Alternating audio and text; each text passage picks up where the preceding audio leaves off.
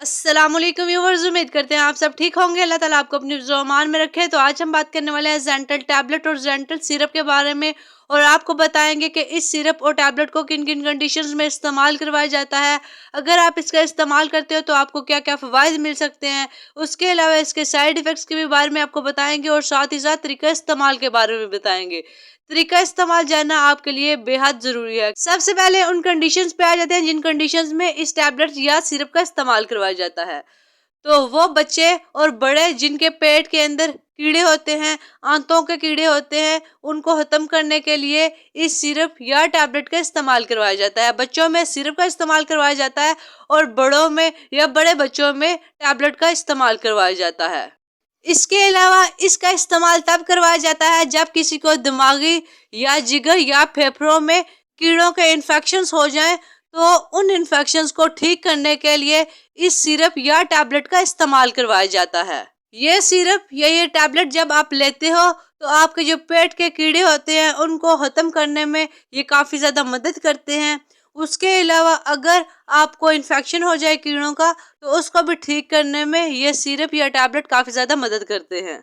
अब बात कर लेते हैं इसके साइड इफेक्ट्स के बारे में। तो जो कॉमन से साइड इफेक्ट्स आपको फील हो सकते हैं उसमें स्टमक पेन है, उसके अलावा उल्टी मतली की कैफियत हो सकती है, उसके अलावा हेडेक यानी आपके सर में दर्द हो सकती है, उसके अलावा डिजीनेस यानी आपको चक्कर आ सकते हैं, उसके अलावा फीवर यानी आपको बुखार हो सकता है, उसके अलावा आपको हेयर लॉस का प्रॉब्लम भी देखने में मिल सकता है। तो ये इसके कॉमन से साइड इफेक्ट्स हैं। अब बात कर लेते हैं इस सिरप और टैबलेट की डोजेज और तरीका इस्तेमाल के बारे में। तो 2 साल से ऊपर वाले बच्चों में सिरप का इस्तेमाल करवाया जाता है। रात को खाना खाने के बाद आपने इस सिरप को अपने बच्चों में यूज करवाना होता है।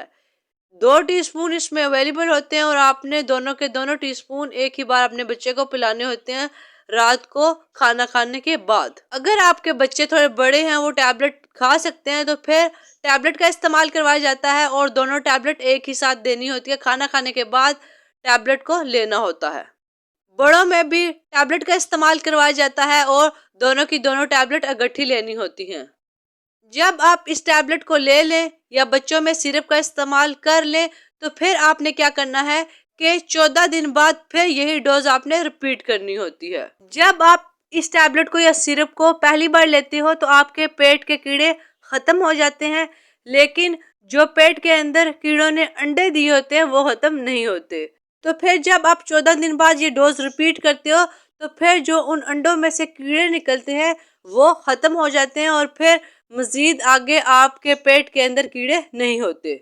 आपने इस सिरप या इन टैबलेट्स को ज्यादा बार यूज नहीं करना, क्योंकि इससे फिर आपकी बॉडी के अंदर इस टैबलेट या सिरप की ओवरडोज हो जाएगी और फिर आपको बहुत सारे साइड इफेक्ट्स देखने में मिलेंगे। तो इसलिए इस टैबलेट या सिरप की ओवरडोज नहीं लेनी। 2 साल से कम उम्र बच्चों में आप सिरप का इस्तेमाल ना करवाएं। अगर करवाना है तो डॉक्टर के मशवरे के बाद करवाएं। बाकी अगर आपको किसी भी डिजीज के बारे में या किसी भी मेडिसिन के बारे में कोई इन्फॉर्मेशन चाहिए तो आप कमेंट्स में शेयर कर सकते हैं, ताकि हम आपकी प्रॉब्लम्स को सॉल्व कर सकें और आप एक हैप्पी हेल्दी लाइफ गुजार सकें। वीडियो अच्छी लगे तो चैनल को लाइक, सब्सक्राइब एंड शेयर करना मत भूलिएगा। बेल नोटिफिकेशन को ऑन कर लीजिएगा ताकि हमारे चैनल पे आने वाली न्यू वीडियोस का नोटिफिकेशन आपको मिलता रहे। अपना और अपने प्यारों का ख्याल रखिएगा। तमाम दुआएं बच्चों की पहुंच से दूर रखें। अल्लाह हाफिज।